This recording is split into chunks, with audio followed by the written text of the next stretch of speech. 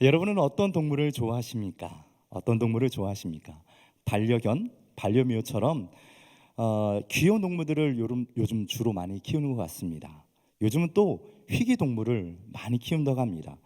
집에서 애완용으로 키우는 뱀을 키운다거나 타란툴라 같은 독거미를 키우기도 하고 하늘 다람쥐와 같은 그런 동물들을 많이 키우고 있는 것 같습니다. 동물들을 좋아해서 동물들의 행동을 따라하는 분들도 이렇게 많은 것을 보게 됩니다. 얼마나 동물을 좋아하면 동물의 모습까지 따라하려고 하실까라는 그런 생각까지 듭니다. 그러면 앞에 나오는 이 사진의 동물의 이름을 혹시 아십니까?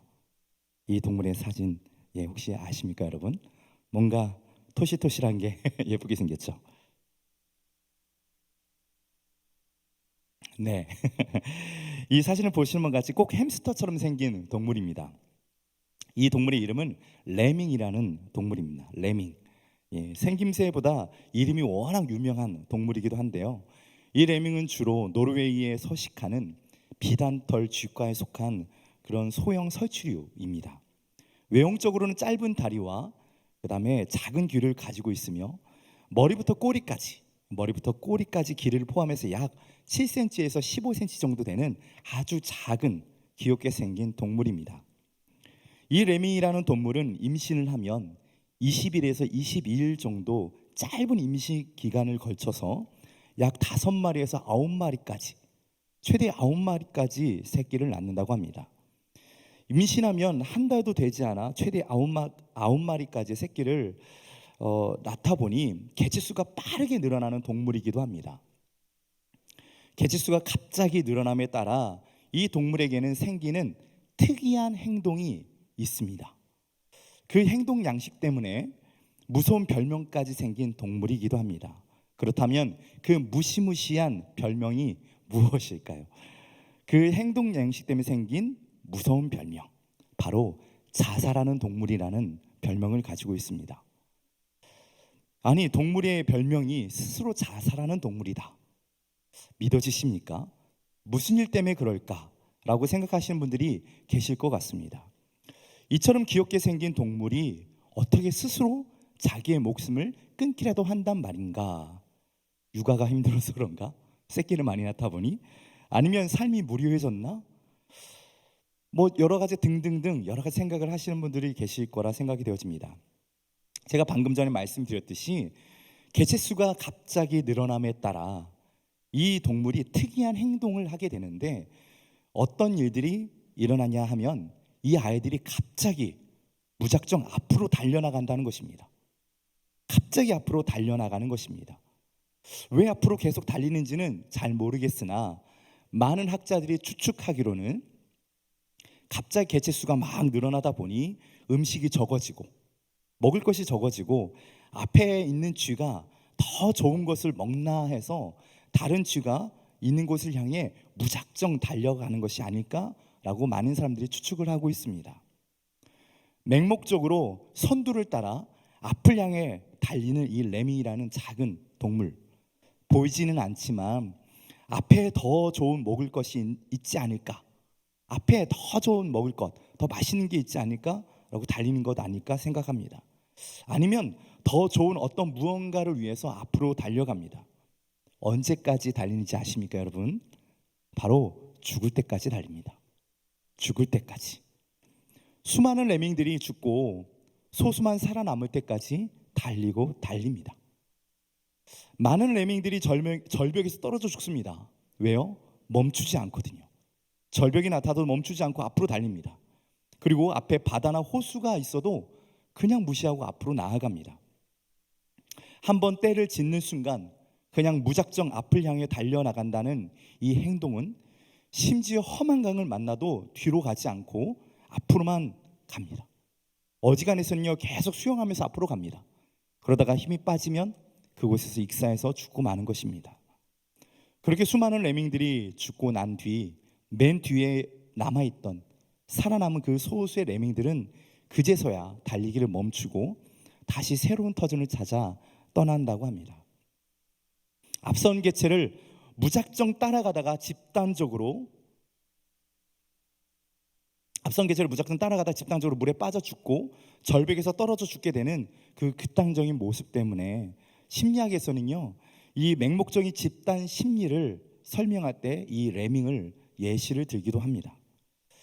뚜렷한 주관 없이 다른 사람들의 선택을 따라가는 사람들을 향하여서 우리는 레밍 효과라고 부르기도 합니다.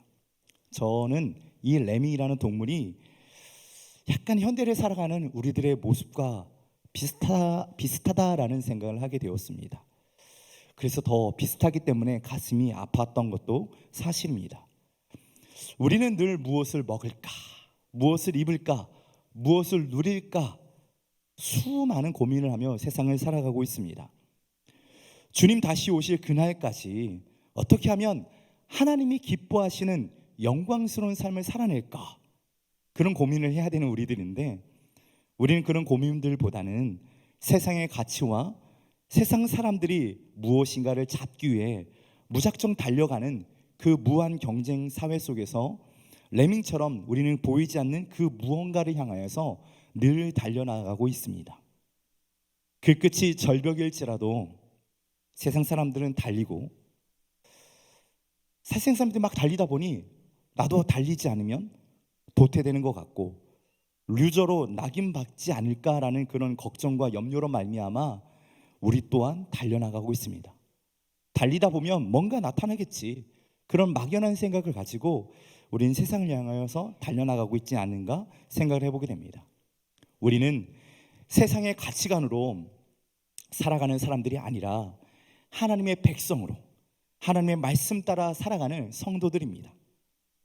불확실한 미래가 아닌 하나님의 말씀을 붙잡고 살아가시는 우리 충익교회 성도님들 다 되시기를 소망합니다. 아멘. 자, 다 함께 베드로후서 3장 10절 말씀을 함께 봉독하며 나가도록 하겠습니다. 3장 10절 말씀입니다. 그러나 주의 날이 도둑같이 오리니 그날에는 하늘이 큰 소리로 떠나가고 물질이 뜨거운 불에 풀어지고 땅과 그 중에 있는 모든 일이 드러나리로다. 아멘. 아멘. 베드로는요, 소아시아 각지에 흩어져 있는 기독교인들을 향하여서 이 편지를 썼습니다. 그 시기에는요, 외부적으로는 네로 황제의 핍박과 박해가 있었고 내부적으로는요, 거짓 선지자들이 생겨나기 시작했습니다. 수많은 사람들이 순교를 했고 더욱 믿음으로 살아가려고 하는 사람들을 거짓 선지자들이 미혹하기 시작하였다는 것입니다. 초대교회 성도들은 예수님의 재림을 기다리고 있었는데 시간이 점점 지나도 예수님의 재림이 일어나지 않는 것입니다. 그렇게 기다려도 일어나지 않자 일부 거짓 선지자들이 나타나 예수님의 재림은 없을 것입니다 라고 이야기하고 있는 것입니다. 예수님의 재림은 없다라고 이야기하는 것입니다. 이 사람들은 지금 예수님이 오시기만을 기다리고 있는데, 선지자라고 하는, 자칭 선지자라고 하는 사람들이 예수님이 재림이 없다 얘기하자 사람들은, 우리 성도들은 혼란스러워하기 시작했습니다.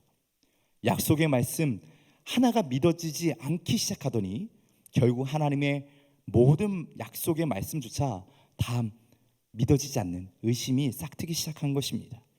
그래서 베드로는 이 두 번째 편지를 통하여 거짓 선지자들이 주장하는 것처럼 주님께서 오시지 않을 것이 아니라 반드시 오실 것임을 강조하고 있는 것입니다. 유세푸스 교회사에 따르면요, 베드로는 9개월간의 감옥 생활을 하였고 그 감옥 생활에서 매도 심하게 맞았다고 합니다. 그 마지막 십자가 처형대에 오르면서 그의 요청에 따라 십자가에 거꾸로 매달려 죽었다고 전해지고 있는데요, 이 베드로후서 편지는 그의 죽음 직전에 쓰인 유언적인 편지라고도 볼 수 있습니다. 이처럼 우리가 주님의 날이 반드시 올 것을 믿는다면 우리는 어떻게 살아야 할까요? 오늘 베드로후서의 마지막 말씀을 통하여 현대에 살아가고 있는 우리들에게는 또 어떻게 적용해야 될까? 오늘 말씀을 통하여 배워봤으면 좋겠습니다. 첫째로, 주의 날은 도둑같이 오게 될 것이라는 것입니다. 예수님께서는요, 죽으심과 부활 이후 수많은 사람들이 보는 앞에서 하늘로 승천하여 올라가셨습니다. 이 승천하신 모습을 보고 있던 수많은 사람들은 천사들이 와서 선포하는 것을 다 보게 됩니다. 이렇게 선포하죠. 주께서 올라가신 그 모습 그대로 곧 다시 오리라. 이것을 여러분은 믿으십니까? 아멘. 이 약속의 말씀 붙잡고 하루하루를 기도하며 살아가고 있던 초대교회 성도들은 예수님께서 이제 다시 오시리라 말씀한 그 천사들의 말을 믿으며 그 시기가 자신들이 살고 있는 그 세대에 올 것이라고 생각했던 것입니다. 그래서 어떤 핍박이나 박해도 끝까지 잘 견디어 다시 오시는 주님을 맞이하고자 서로를 격려하고 다짐하며 살아가고 있었지만, 그게 중요합니다. 사도들도 하나씩 순교하기 시작했습니다. 또 주님께서 하늘로 올라가시는 모습을 보았던 많은 믿음의 우리 선배들, 동료들이 하나둘씩 순교하는 모습을 보자니 마음이 다급해졌던 것 같습니다. 그 시기에 거짓 선지자들이 나타나 사람들을 선동하기 시작합니다. 주님은 오시지 않을 것이라고 이야기하는 그 순간 많은 사람들은 의심하고 불안해졌을 것 같습니다. 이에 베드로는 10절 말씀을 통하여 선포하고 있는 것입니다. 주의 날은 도둑같이 오게 될 것이라고 말씀하고 있습니다. 도적같이 아무런 예고 없이 찾아온다는 것입니다. 베드로가 성도들에게 희망을 주기 위해서 만들어낸 말씀입니까? 아닙니다. 이 말씀은 예수님 자신도 말씀하셨고 바울과 요한 사도도 선포한 말씀입니다. 마태복음 24장 43절 44절에 보면 이렇습니다. 도둑이 어느 시각에 올 줄 알았더라면 깨어있어 그 집을 뚫지 못하게 하였으리라. 이러므로 너희도 준비하고 있으라. 생각하지 않을 때에 인자가 오리라. 데살로니가전서 5장 2절에는 이렇게 말씀하십니다. 주의 날에 밤에 도둑같이 이룰 줄 너희 자신이 자세히 알기 때문이라. 요한계시록 3장 3절에는 말씀하십니다. 내가 도둑같이 이르리니 어느 때에 내가 이르는지 내가 알지 못하리라. 요한계시록 16장 15절에 보면 이렇습니다. 보라 내가 도둑같이 오리니 누군지 깨어 자기의 옷을 지켜 발가벗고 다니지 아니하며 자기의 부끄러움을 보이지 아니하는 자는 복이 있도다 말씀하고 있습니다. 왜 예수님께서는 오시겠다고 하는 그 날을 왜 우리에게 알려주지 않으셨을까요? 도둑같이 오시겠다는 말씀이신지 우리는 알 수 없지만 우리는 생각해야 될 중요한 것이 한 가지 있습니다. 바로 그것은 성도들이 이단들과 거짓 선지자들의 그 간사함에 속아 넘어가지 않고 그 미혹에 넘어가지 않기 위해 날마다 깨어있어 기도하며 서 있어야 된다고 오늘 베드로 선전은 권면하고 있는 것입니다. 왜 주님의 재림이 지연되고 있는 것일까요? 왜 지연되고 있는 것일까요? 주님의 재림이 지연되고 있는 것은요, 지연이 아니라 주님이 우리를 위해서 참아주시고 있는 것이기 때문입니다. 주님은 어떻게 우리를 참고 계실까요? 한 사람이라도 더 회개시키려고 지연되고 있는 것입니다. 그것을 우리는 알고 기도해야 됩니다. 아직도 이 세상에는요, 하나님을 모르는 사람들이 너무나도 많습니다. 하나님의 참으심은 바로 은혜이고 하나님의 사랑인 것입니다. 베드로후서를 통하여 현대를 살아가고 있는 모든 성도들에게 말씀하고 있습니다. 그날이 얼마나 걸릴지 상관없이 주님의 날, 그 재림의 날은 올 것이고 예기치 못한 가운데 도적같이 오게 될 것이라고 오늘 말씀을 통하여 선포하고 있습니다. 11절과 12절에도 이렇게 말씀하고 계십니다. 이 모든 것이 이렇게 풀어지리니 너희가 어떠한 사람이 되어야 마땅하냐? 거룩한 행실과 경건함으로 하나님의 날에 임하기를 바라보고 간절히 사모하라. 그날에 하늘이 불이 타서 풀어지고 물질이 뜨거운 불에 녹아지려니와 라고 말씀하고 있습니다. 우리는 예수님께서 어느 순간에 오시더라도 항상 은혜 가운데 머물며 거룩한 행실과 경건함으로 하나님의 임하심을 바라보고 간절히 사모해야 될 줄 믿습니다. 그렇게 간절히 사모하며 기다리는 우리 성도님들이 다 되시길 소망합니다. 아멘. 거룩한 행실과 경건함에서 이 거룩이라는 단어는 무엇일까요? 거룩이라는 단어는 코데시라고 하는데 뜻은 구별되다, 분리되다라는 뜻을 가지고 있습니다. 악에서 떠나 세상과 구별되고 분리된 삶을 사는 것이 바로 거룩이라는 것입니다.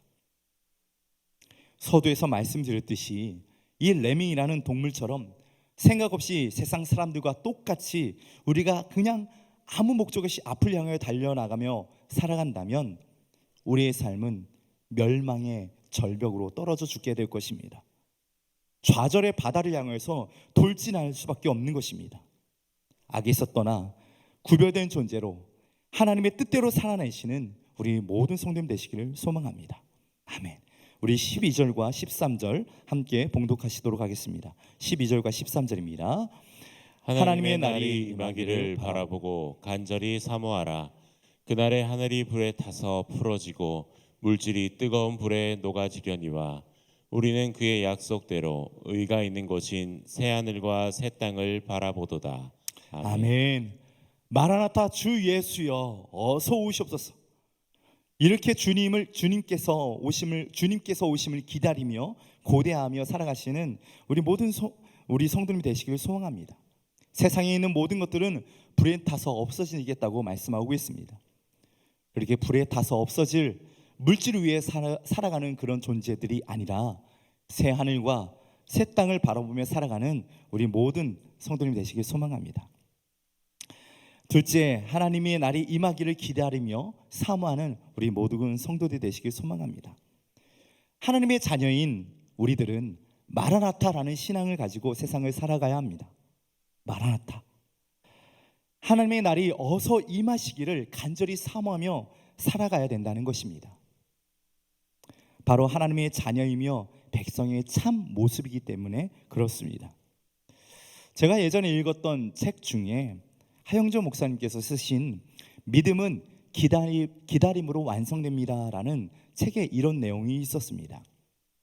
믿음은 믿는 순간에 생기는 것이 아니라 기다림이 필요하다. 신앙이들이 흔히 말하는 고통의 시간, 연단의 시간이 때로는 우리에게 필요한 셈이다. 그리고 믿음의 완성은 예수님의 부활로서 완성된다. 우리는 예수 그리스도만 바라보아야 한다. 그렇습니다. 믿음은 인내가 필요합니다. 인내가 꼭 필요합니다. 믿음은 고통의 시간과 연단의 시간을 통하여서 이것이 지나고 지나면 더욱 단단해지는 것입니다. 연단이 없는 신앙은 언제 부러질지 모르는 그런 철과 같기 때문에 우리는 더욱 기도하며 살아내야 합니다. 신앙인들이 하는 착각 중에 가장 무서운 착각이 있다고 합니다. 그것은 바로 믿음의 착각이라는 것입니다. 믿음의 착각. 믿음이 있다고 착각하고 행동하는 것입니다. 또 잘못된 것을 믿고 잘못된 행동으로 옮기는 그런 행동을 이야기하고 있습니다. 이런 희망의 믿음에 우리 속지 말아야 합니다. 약속의 믿음과 희망의 믿음이라는 것이 있는데 희망의 믿음과 약속의 믿음은 약간 다릅니다. 희망은 우리가 원하는 것입니다. 희망은 우리가 원하는 것이지만 약속은 하나님이 말씀하신 것입니다. 그렇기 때문에 하나님의 말씀은 시시해 보이기도 하고 그리고 화려해 보이지도 않지만 별 볼 일 없어 보이기도 합니다. 그렇게 느껴질 수도 있습니다. 하지만 그것은 하나님이 하신 약속이고 예언이기 때문에 반드시 이루어집니다. 우리가 가지고 있는 희망은 우리가 갖고 있는 것이기 때문에 허상일 수 있습니다. 하지만 하나님이 약속하신 이 약속의 믿음을 붙잡고 우리가 살아가는 우리 성도님 되시길 소망합니다.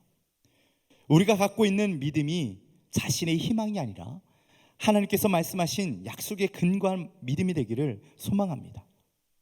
이 책에서 주된 내용은 믿음에는 인내가 필요하고 연단을 통하여서 믿음이 단단해진다고 합니다. 성도 여러분, 어떤 믿음을 품고 계십니까? 여러분은 어떤 믿음을 품고 계십니까? 우리는 편한 것을 좋아합니다. 우리는 불편함을 참 싫어합니다. 믿음도 품격 있게 믿고 싶어 합니다. 신앙생활도 그렇고 교회 생활도 되게 스마트하게 우리 생활을 하고 싶어 합니다. 심지어 기도도 품격 있게 하고 싶어 합니다. 하지만 성경에 나오는 절박한 사람들이 스마트하게 예수님께 다가오지 않았습니다. 자녀들의 죽음 앞에서 자신의 질병과 귀신 들린 가족들을 고쳐야 된다는 그 절박한 마음으로 예수님께 나왔습니다. 또한 우리도 그렇게 절박한 마음으로 기다리며 기대해야 됩니다. 예수님께서 다시 오시겠다고 하는 그 기다림은 넉넉고 우유부단하게 기다리는 그런 기다림이 아니라 간절히 원하고 사모하는 그런 기다림이 되어야 합니다. 거룩하게 세상과 구별되어 주님이 언제 오실지 기다리며 어제나 오늘이나 주님이 오실 것을 사모하며 절박하게 기다려야 합니다. 그래야 거짓 선지자들이 또 이단들이 하는 그런 미혹에 넘어가지 않을 수 있습니다. 그래야 자신을 지켜내며 가족을 지켜낼 수 있는 것입니다. 베드로서를 통하여 여러 차례 권면하고 있습니다. 주님의 오래 참으심으로 말미암아 주님의 재림이 지연되고 있는 것은 바로 아직 회개치 않은 자들을 구원하기 위함임을 우리는 알아야 합니다. 주 예수 그리스도를 믿고 구원받은 성도들은 주 예수 그리스도의 재림의 날, 그 날을 사모하며 우리는 거룩하게 또 경건하게 삶을 살아야 합니다. 우리는 장차 멸망할 이 세상에 속한 자처럼 살지 말고 복되고 영광스러운 영원한 천국 백성답게 이 세상을 살아가야 될 줄 믿습니다. 우리 다 함께 18절 함께 봉독하시도록 하겠습니다. 18절입니다. 오직 우리 주 곧 구주 예수 그리스도의 은혜와 그를 아는 지식에서 자라가라. 영광이 이제와 영원한 날까지 그에게 있을지어다. 아멘. 아멘. 셋째로 예수님의 은혜와 그를 아는 지식에까지 자라가야 할 줄 믿습니다. 영적으로 자라지 않는다는 것은요, 좀 문제가 있습니다. 영적으로 우리는 자라나야 됩니다. 말씀을 통해서 또 영적으로 점점점 다 자라나서 믿음의 건장한 장수까지 우리는 자라나야 될 줄 믿습니다. 영적인 전신갑주를 딱 입고 어떠한 유혹과 시험에서도 넘어지지 않는 그런 당당한 믿음의 장수가 되어야 됩니다. 자라가라라는 그런 뜻은요, 미완료로 계속 자라나야 된다라는 뜻을 가지고 있습니다. 성도 여러분, 우리 신앙은요, 멈추면 안 됩니다. 멈추지 않고 계속 주님을 향하여서 그 햇빛을 바라보고 자라나는 식물들처럼 계속 자라나야 됩니다. 우리는 계속 성장해야 됩니다. 자녀들이 이 말씀을 들으면 이렇게 생각할 것 같습니다. 나도 키가 계속 자라나고 싶다. 사업을 하시는 분들이 이 말씀을 들으면 재물이 계속 늘어났으면 좋겠다라고 아마 그렇게 생각할 수도 있을 것 같습니다. 키가 자라고 재물이 늘어난 것도 중요합니다. 하지만 이것이 우리 인생에서 제일 1번 순위가 되면 안 될 것입니다.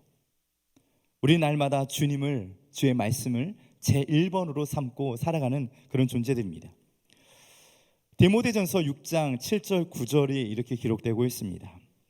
우리가 세상에 아무것도 가지고 온 것이 없음에 또는 아무것도 가지고 가지 못하리니 우리가 먹을 것과 입을 것이 있은즉 족한 줄 알지어다. 부하려 하는 자들은 시험과 올무와 여러 가지 어리석고 해로운 욕심에 떨어지나니 곧 사람으로 파멸과 멸망에 빠지게 하는 것이라. 아멘. 우린 세상에 아무것도 가지고 온 것이 없습니다. 우리가 살아가고 있는 세상은 우리들로 하여금 더 많은 것들을 소유하라고 이야기하고 있습니다.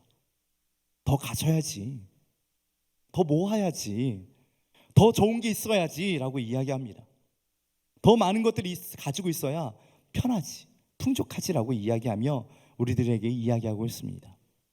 영화나 드라마를 바라보면 부자들의 삶이 흥미진진하게 그려지고 있는 것을 보게 되고 주식 관련과 코인 관련 기사들 그 소유가 많아야 미덕인 것처럼 우리들에게 끊임없이 이야기를 하고 있습니다.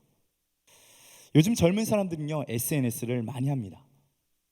일련의 과정을 통해서 연결된 인간관계망을 형성하여서 자신들의 모습과 자신들의 상태를 공유하고 살아갑니다. 자신의 존재가 그 고가의 사치품으로 자신의 상태가 표현되고 그렇게 살아가고 있습니다. 이러한 현상이 세상에만 있습니까? 이런 현상이 세상에만 있습니까? 아닙니다. 이런 현상이 교회도 많이 일어납니다.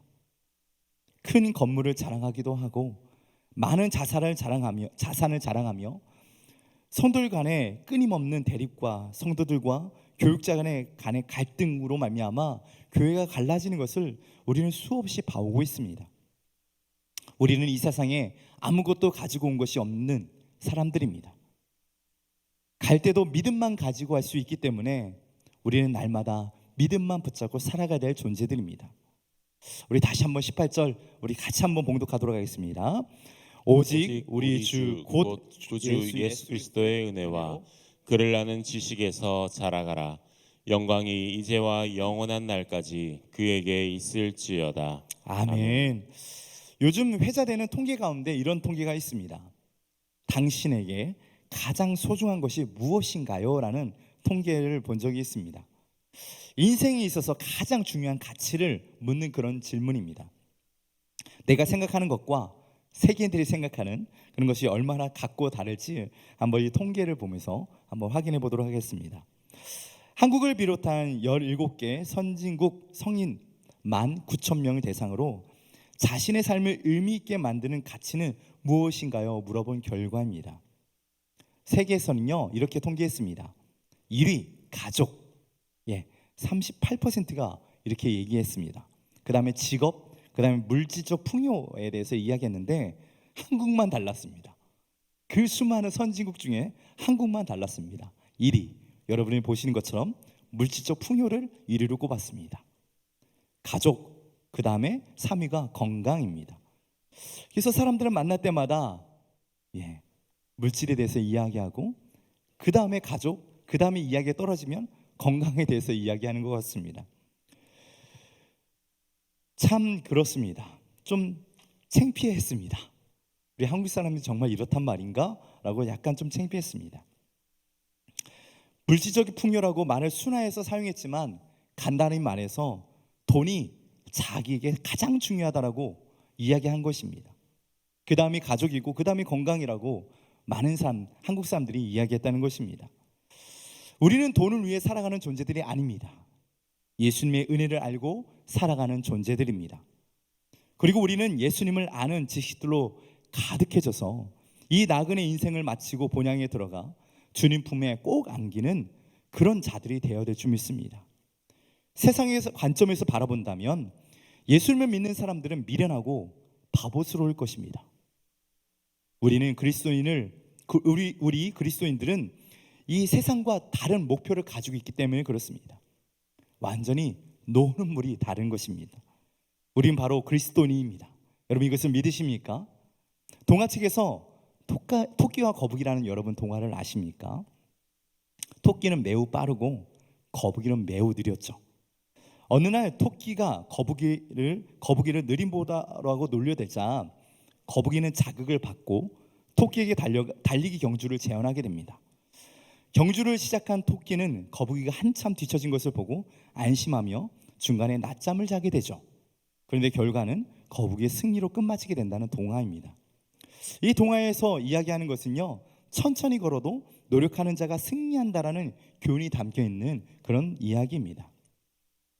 하지만 현실에서 여러분, 토끼와 거북이가 달리기 시작을 한다면 100번 달면 100번 다 토끼가 승리할 것입니다.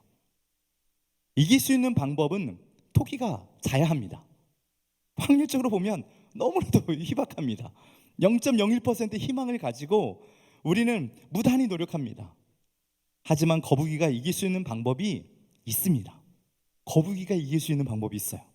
그것은 바로 거북이가 원래 살아가고 있는 물에서 달리기를 하면 됩니다. 거북이가 원래 살고 있는 물에서 달리기를 하면 됩니다. 바로 노는 물이 다르면 이길 수 있다는 것입니다. 우리는 세상에 살아가는 그리스도인입니다. 하지만 우리가 노는 물은 이 세상이 아니라 하늘나라, 바로 천국입니다. 이것을 믿으십니까, 여러분? 천국 백성은 하늘나라를 소망하며 예수님을 따라 예수님께서 보이신 그 모범의 모습을 따라 살아가는 우리들입니다. 그래야 승리할 수 있습니다. 성도 여러분, 승리하고 싶지 않으십니까? 거북이가 정말 열심히 달려도 이길 수 없는 싸움을 우리는 하나님의 자녀로서 하나님께 주시는 은혜를 받아 하나님의 법도를 따라 날마다 승리할 수 있는 것입니다. 나그네 인생을 살아가는 성도님들은 도적같이 임할 그날이 언제 올지 모르기 때문에 날마다 깨어 있어야 합니다. 마라나타 주 예수여 어서 오시옵소서라고 담대히 고백하며 그날을 피하고 싶은 어둠의 자녀들이 아니라 그날이 속히 오게 해달라고 기도하는 우리들이 되어야 합니다. 주님의 날은 반드시 오게 될 것입니다. 지체되는 이유는 더 많은 영혼을 구원하기 위해 지체되고 있는 것입니다. 그러기에 우리는 복음을 전해야 합니다. 예수님을 모르는 자들에게 복음을 전해야 되며 살아가야 됩니다. 초대교회 성도들은 그런 믿음이 있었기에 죽음을 두려워하지 않았습니다. 마지막 때를 살아가고 있는 우리들, 예배로 마음을 지켜야 됩니다. 말씀으로 마음을 지켜야 됩니다. 기도로 우리의 마음을 지켜야 됩니다. 세상을 향해 너무 쉽게 마음을 내어주지 말고 어느 순간 도적같이 임하게 될 그날, 반드시 오게 될 그날을 기대하며 이번 한 주도 승리하는 우리 충일의 가족분들이 다 되시기를 간절히 바라겠습니다.